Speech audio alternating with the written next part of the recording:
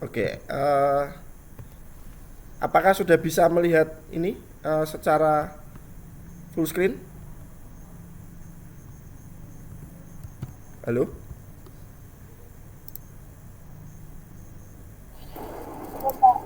Belum ya? Oke, sebentar.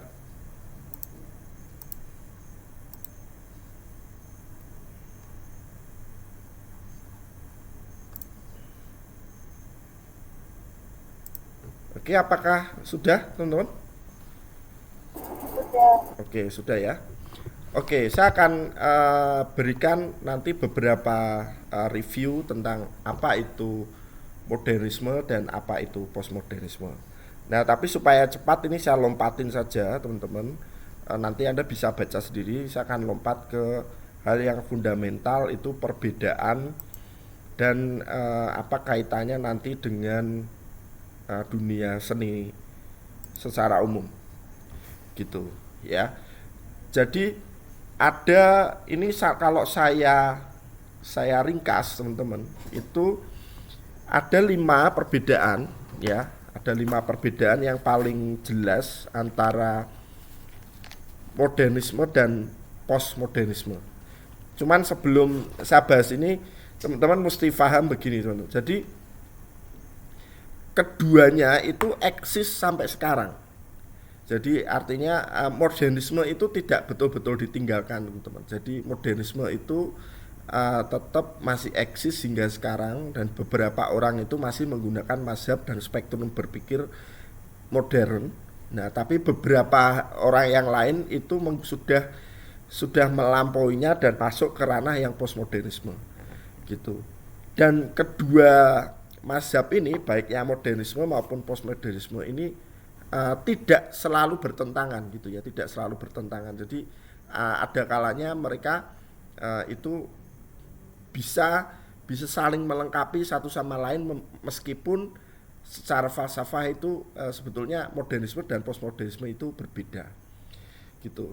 Nah, saya akan bahas untuk apa namanya beberapa detail, yaitu yang pertama mengenai modernisme. Nah, modernisme itu ya, yang pertama itu ciri khasnya itu adalah konstruktivisme, atau kalau bahasa gampangnya itu adalah hal-hal yang segala sesuatu yang sudah mapan, ya, sudah disepakati secara umum. Jadi hal-hal yang mapan. Uh, Contoh begini, contoh misalnya mengenai mengenai keindahan, ya, mengenai keindahan. Nah, keindahan.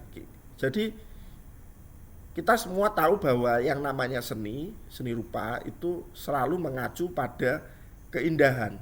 Nah, itu adalah sesuatu yang mapan, gitu. Artinya eh, oh, kalau gambar ya harus indah, harus bagus. Itu berarti orang yang punya mazhab modernisme, karena dia berpikir hal yang mapan, gitu. Contoh lain misalnya musik, ya, musik. Orang modern itu selalu punya pikiran bahwa oh, musik itu harus enak didengar. Sementara kalau yang tidak enak didengar itu bukan musik, gitu. Jadi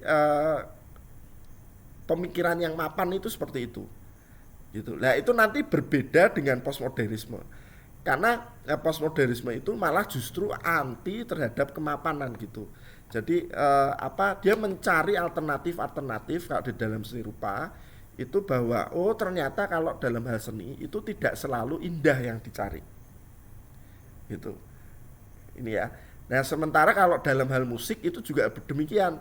Orang-orang postmodern itu justru mencari hal yang tidak mapan. Oh, bagaimana kalau kita membuat musik yang justru tidak nyaman didengar? Orang itu justru merasa uh, tidak enak kalau mendengarnya, gitu.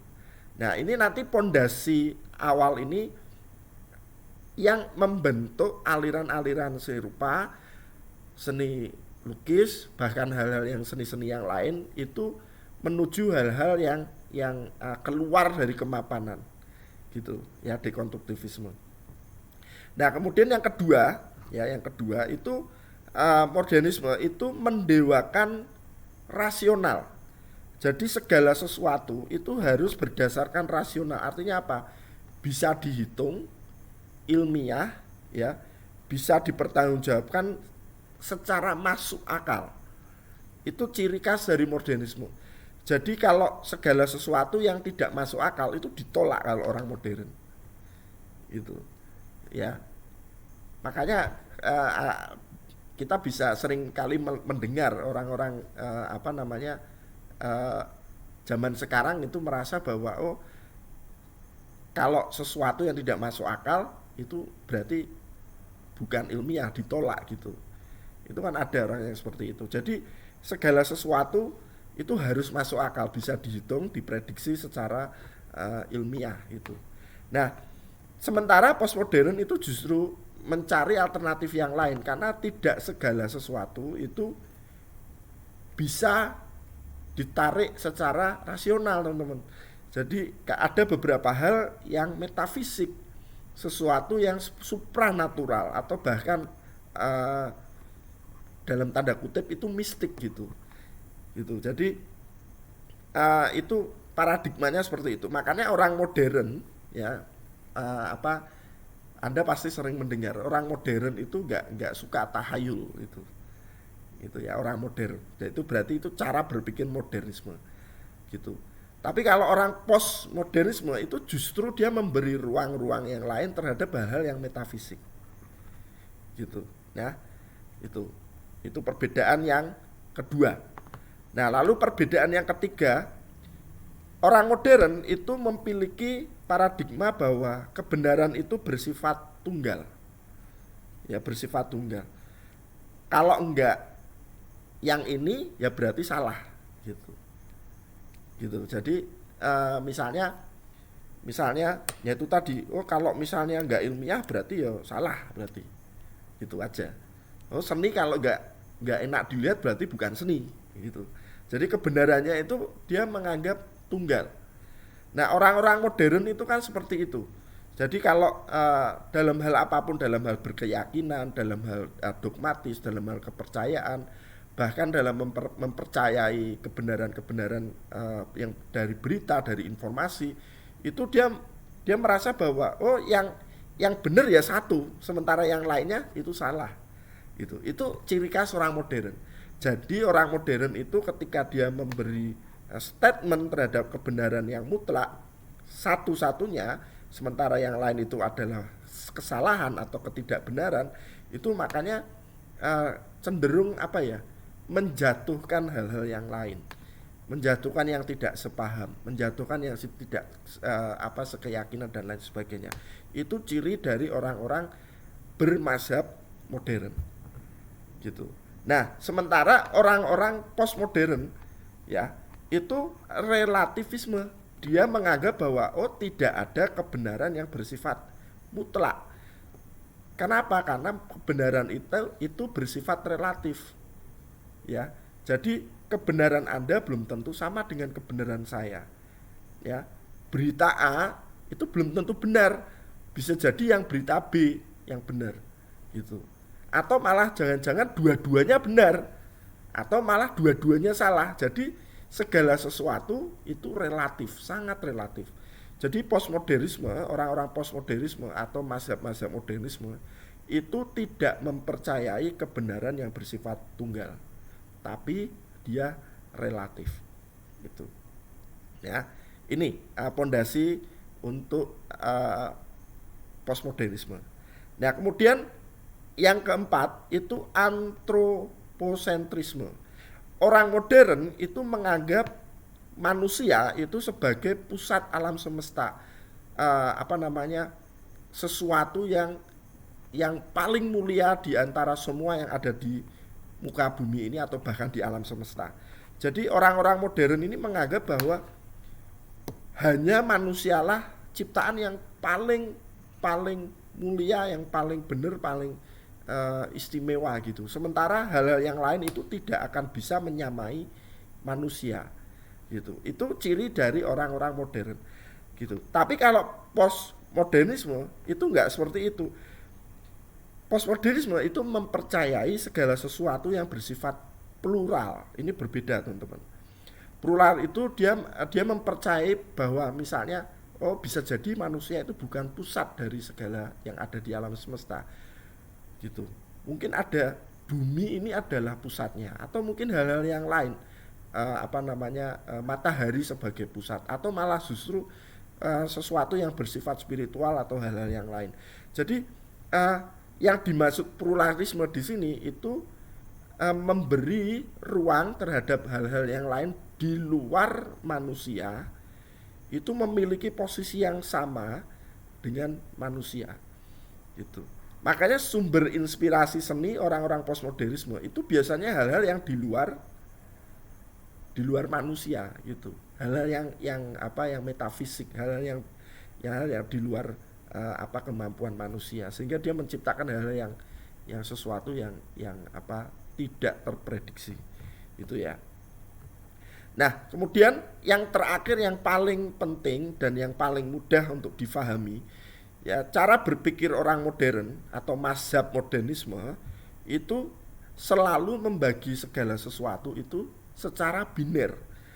Biner itu berarti kalau nggak baik ya jelek misalnya. Oh, kalau nggak benar ya salah. Kalau nggak laki-laki ya perempuan. Gitu. Oh, kalau nggak jahat ya baik. Kalau nggak musuh ya lakon gitu. Jadi segala sesuatu dinilai berdasarkan hitam putih gitu. Nanti ini akan ada penjelasan secara spesifik mengenai biner ini. Jadi orang-orang modernisme itu memiliki kacamata segala sesuatu itu hanya dibagi menjadi dua sisi. Ya, dua sisi. Kalau nggak sisi yang satu ya sisi satunya lagi dah gitu. Oh, kalau nggak laki-laki berarti dia perempuan. Oh, gak ono setengah laki-laki setengah perempuan gitu ya. Oh, kalau nggak kalau nggak surga berarti ya neraka gitu, nggak ono setengah surga setengah neraka. Oh, nggak, kalau nggak agama A ya berarti bukan bagian dari kita gitu. Jadi nggak ono setengah religius setengah tidak religius. Jadi segala sesuatu dibagi menjadi dua gitu. Makanya modernisme itu tidak mengenal sisi yang ada di tengah-tengah. Dia hanya membagi segala sesuatu menjadi dua sisi yang kontradiktif. Ya, ini yang paling penting, teman-teman, karena ini nanti yang membentuk cara berpikir ini yang membentuk aliran-aliran yang istilahnya subculture dalam dunia budaya dan dunia seni, teman-teman. Nah, tapi kalau postmodernisme itu berbeda. Postmodernisme memberi ruang terhadap oposisi biner antara kubu A dan kubu B, itu ada yang di tengah-tengah gitu, antara laki-laki dan perempuan. Oh, itu ada yang setengah laki-laki setengah perempuan. Antara feminim dan maskulin, oh, postmodernisme mengatakan ada yang setengah maskulin setengah feminim gitu ya. Ini perbedaan secara berpikir di dalam modernisme dan postmodernisme yang nantinya membuat seni itu menjadi sangat-sangat berkembang, teman-teman. Oke, saya lanjutkan dulu ya, nanti pertanyaannya mungkin di belakang ya supaya lebih tersentralisasi. Oke. Kemudian tadi bahwa salah satu ciri dari postmodern itu adalah dekonstruksi. Ya, apa itu dekonstruksi?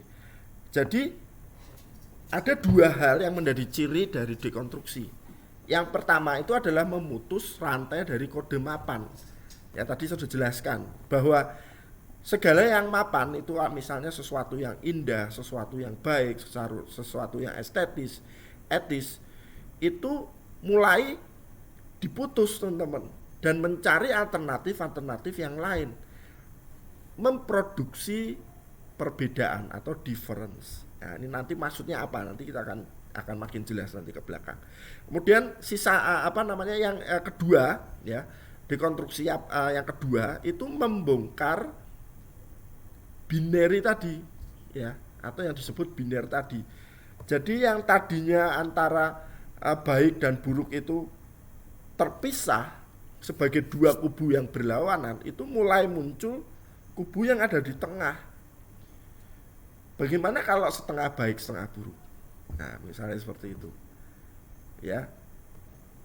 Kemudian antara indah dengan jelek, ya, indah dengan jelek yang tadinya terpisah dengan dengan sangat kontradiktif, mulai ada yang di tengahnya, setengah indah setengah jelek, teman-teman.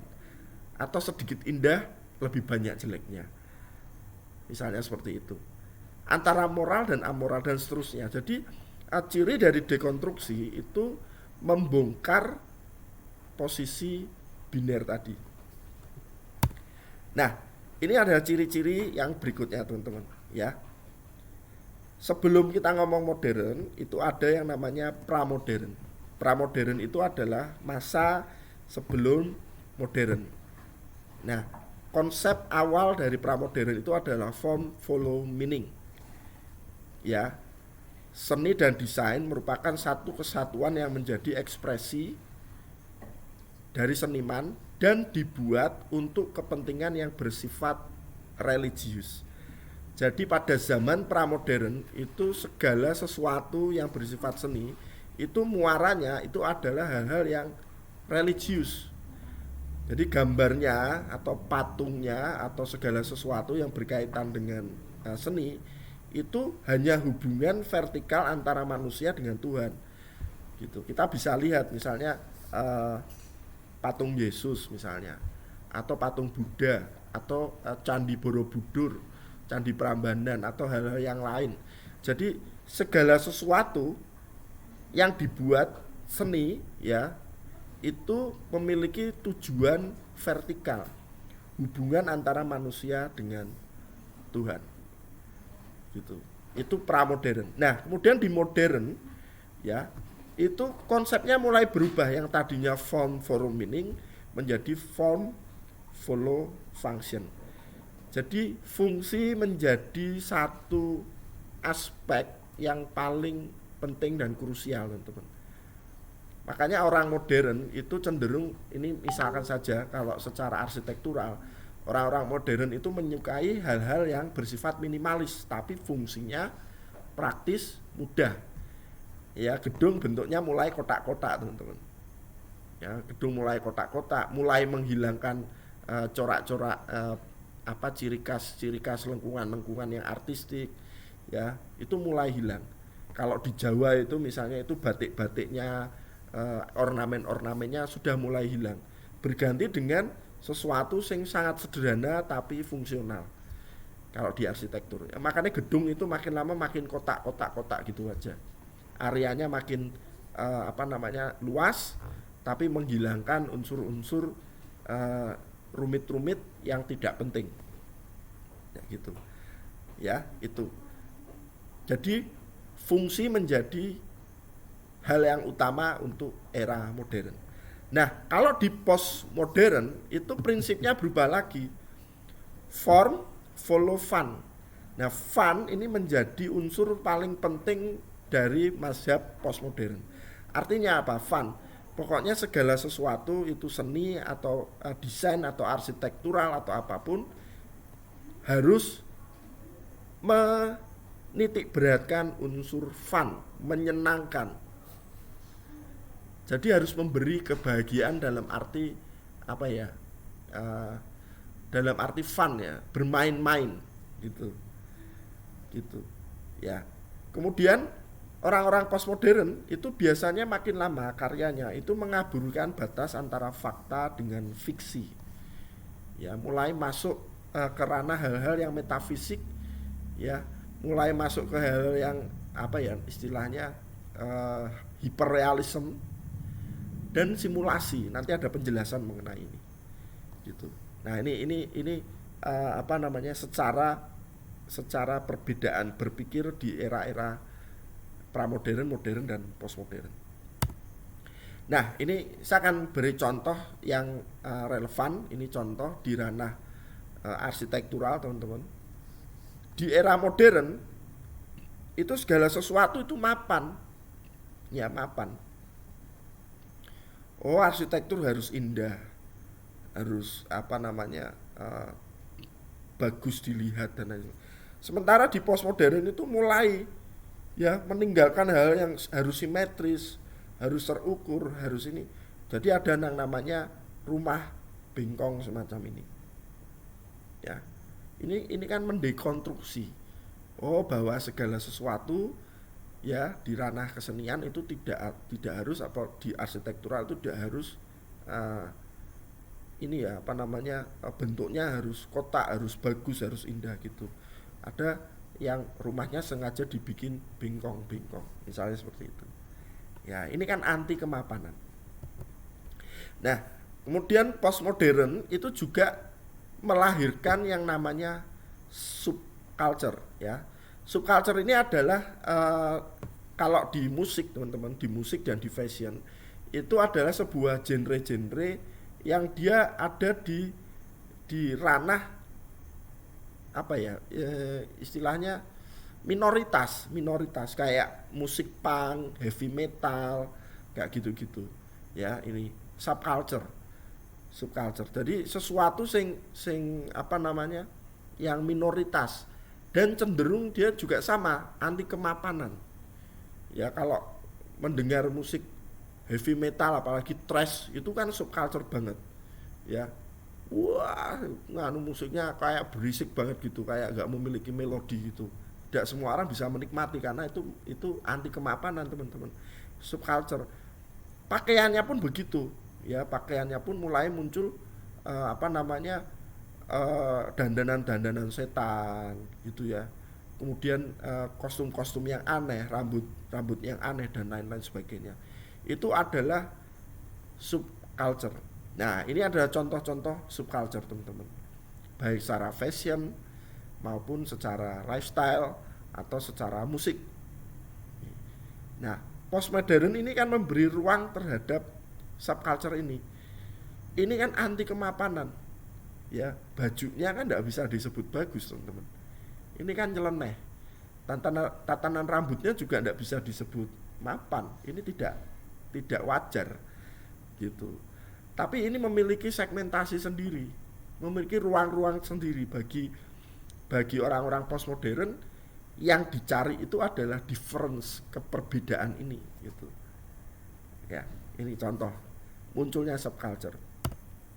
Nah, tadi saya bilang bahwa orang modern cenderung membedakan antara segala sesuatu menjadi dua kubu yang berlawanan. Oh, kalau enggak maskulin ya feminin, selesai. Maskulin itu ciri-cirinya adalah tampan, kuat, keras, aktif, mandiri, tangguh, rasional, kompeten, berdaya, kompetitif, dan lain sebagainya. Sementara feminim itu adalah yang cantik, yang lemah lembut, pasif, bergantung, rentan, emosional, bijak, mencintai, kooperatif, dan lain-lain. Kalau di modern, orang-orang modern itu memiliki batas yang tegas. Oh, kalau enggak maskulin ya feminim, selesai. Enggak ada setengah maskulin setengah feminin. Tapi postmodern pemikirannya tidak seperti itu. Maskulin dan feminin itu mencair. Semua ciri-ciri yang ada itu mulai berbaur teman-teman. Sehingga kita akan semakin sulit membedakan antara mana yang maskulin, mana yang feminin. Gitu. Kenapa? Mencair. Ya. Gitu. Kita bisa lihat sekarang muncul banyak sekali film dengan jagoan perempuan. Ya, perempuan. Nah, kemudian kalau teman-teman masih ingat dulu ada pertandingan tinju antara Nikita Mirzani dengan Dinar Kendi teman-teman ya. itu fenomena apa? Fenomena postmodern gitu, karena sudah tidak ada lagi ruang antara yang membedakan antara maskulin dengan feminim. Ya, yang feminim pun masuk ke ruang maskulin teman-teman. Apa itu? Area tinju. Nah gitu ya. Nah dari seksualitas juga gitu ya. Karena tadi memisahkan antara dinding pemisah antara kubu A dengan kubu B, antara maskulin dengan feminim, baik dan jahat, benar dan salah dan lain sebagainya itu melebur teman-teman. Nah sama juga ini ya. Sekarang juga sama, seksualitas pun melebur. Muncul ruang ketiga yang disebut dengan oposisi biner tadi. Sesuatu yang di tengah-tengah. ya. Kalau orang modern kan mengatakan kalau nggak laki-laki ya perempuan, gitu, nggak ada di tengah-tengah, ya, gitu. Homo itu laki-laki atau perempuan? Halo, ada yang bisa menjawab? Lesbi itu laki-laki atau perempuan? Kalau homo, Perempuan, Pak. Hah? Homo laki-laki atau perempuan? Kamu laki-laki, Pak. Homo laki-laki. Kamu laki-laki, kamu homo nggak? Enggak, Pak. Lah makanya, lah makanya berarti kan homo itu bukan laki-laki, tapi juga bukan perempuan. Kan logikanya begitu. Makanya ini muncul ruang ketiga, teman. Nah, gitu. Ngerti ya? Bagaimana dengan fetis? Bagaimana dengan biseksual dan lain sebagainya? Itu laki-laki apa perempuan? Kan bingung tuh. Kalau homo adalah laki-laki, aku laki-laki, aku bukan homo gitu. Nggak mau saya disebut kalau laki-laki, kalau homo adalah laki-laki. Gitu. Sama juga ya, di postmodern itu akhirnya apa? Dia menciptakan ruang ketiga ini yang disebut dengan bukan perempuan dan bukan laki-laki. Laki-laki apa itu? Segala sesuatu yang menyimpang ini tadi, yang menjadi oposisi binary antara A dengan B tadi, antara laki-laki dengan perempuan, antara feminin dengan maskulin, antara baik dan jahat dan lain sebagainya. Nah, ruang ketiga ini menjadi bahan eksperimen secara estetika, secara seni rupa, secara seni pertunjukan, secara seni apapun, bahkan desain itu di otak-atik nantinya gitu. Nah, sama ini lifestyle dan fashion. Ya, ini maskulin atau feminin? Bingung lah. Gitu, ya. Ini ya, paham ya? Nah, ini juga sama. Ya. Tadi selain dia memberi ruang terhadap perbedaan antara kubu A dan kubu B, atau antara eh, posisi biner A dan posisi biner B, antara laki-laki dan perempuan dan seterusnya gitu ya. Nah, sama juga ya, karena oposisi biner ini itu berlaku juga untuk yang indah dan yang jelek. Seni kan begitu. Kalau di orang mapan kan mengatakan bahwa oh, seni itu harus indah, harus enak dilihat, harus bisa dinikmati gitu. Nah, karena dia memberi ruang terhadap hal-hal yang tidak mapan, yang dekonstruksi, akhirnya muncul istilah dadaisme, yaitu aliran seni yang anti seni. Ya, itu ada gerakan postmodern. Ya, ini contoh apa? Ini ada karya dari Marcel Duchamp, ya, urinoir. Bayangkan urinoir itu tempat kencing, dipajang di galeri, dikasih judul, dipamerkan, teman-teman. Itu postmodern. Ya, aliran dadaisme itu seperti itu. Seni yang anti seni, ya. Itu mungkin tidak populer ya kalau di Semarang ya. Tapi kalau teman-teman sekali-sekali lihat pameran di Jogja atau di Bandung, dadaisme ini mulai ada gerakannya, teman-teman. Ya, ada gerakannya.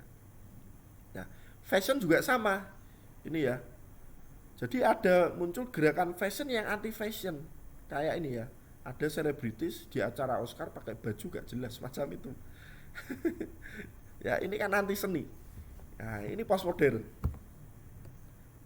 Nah, kemudian berikutnya memunculkan apa? Budaya hibrida, mix culture. Jadi yang formal dengan yang tidak formal bercampur, yang mapan dengan yang tidak mapan itu bercampur. Itu juga salah satu dari pengaruh postmodern. Contoh yang ini, rambutnya punk tapi bajunya jazz, ya, gitu. Jadi ini kan campur, ya. Bajunya ini juga sama, yang formal dengan yang tidak formal ini nyampur. Atasnya hem, bawahnya kok celana pendek, gitu, ya. Kayak gitu. Ini budaya hibrid. Ini ciri dari postmodern, teman-teman. Nah, kemudian ciri postmodern yang lain itu membentuk, ya, ini di dunia desain ya, di dunia desain, di kafe. Itu yang namanya hyperreality dan simulasi. Ya, hyperreality dan simulasi. Karena tadi kan kalau teman-teman masih ingat tadi saya di slide sebelumnya tadi kan menghilangkan antara batas batas ilmiah dan fiksi. Ya, betul ya tadi ya. Salah satu apa namanya pengaruh postmodern tadi di slide sebelumnya tadi. Jadi kabur, mana yang benar, mana yang nggak benar itu kabur. Nah, ini contoh ini deepfake ini. Deepfake ini kan luar biasa, teman-teman. Ya. Ini tahun 2017 itu muncul ada Tom Cruise palsu. Ya, gitu. Mungkin kalau sekarang dengan adanya filter di apa namanya di HP itu ini makin nyata itu dan makin biasa gitu. Kita hidup di hiperrealitas dan simulasi bahwa yang kita lihat itu bukanlah sebuah kebenaran, sudah bercampur, teman-teman. Ya. Terus kalau teman-teman punya IG, coba nanti cari namanya akun Lil Miquela. Ya, Lil Miquela. Ini Lil Miquela ini adalah karakter fiktif tiga dimensional yang dia dibuatkan akun khusus dan dia memiliki jutaan follower, teman-teman. Dan hebatnya di dalam aktivitas yang ada di IG itu dia benar-benar seperti manusia. Ya, memiliki pacar, dia bisa endorse, ya, dia kita bisa mengikuti dia ketika shopping, ketika piknik, kadang-kadang muncul pada saat bersedih, senang, benar-benar kayak kita mengikuti orang memiliki kehidupan, teman-teman. Padahal ini adalah karakter jadi-jadian, digunakan apa untuk simulasi saja. Nah, itu tuh contoh postmodernisme di era abad 21 ini. Luar biasa, teman-teman. Ya, ini. Nah, itu tadi ya, fenomena postmodern dan pengaruhnya di dunia DKV, teman-teman. Uh, saya harap teman-teman bisa paham ini dan membuka wawasan betul. Ya, karena sebetulnya kalau menjelaskan antara modernisme dan postmodernisme itu panjang sebetulnya. Ya, postmodernisme itu bahkan sampai saat ini masih terus diperdebatkan. Bukunya tebel-tebel, teman-teman. Ya, bukunya tebel-tebel luar biasa gitu ya. Tapi semoga dengan ringkasan yang mungkin hanya beberapa menit ini teman-teman bisa mengerti ya. Oke. Ini saya akhiri untuk slide-nya. Kita setelah ini akan apa namanya? Tanya jawab. Tapi ini untuk video rekamannya saya akan matikan. Nanti kita akan kembali ke ruang Jimmy.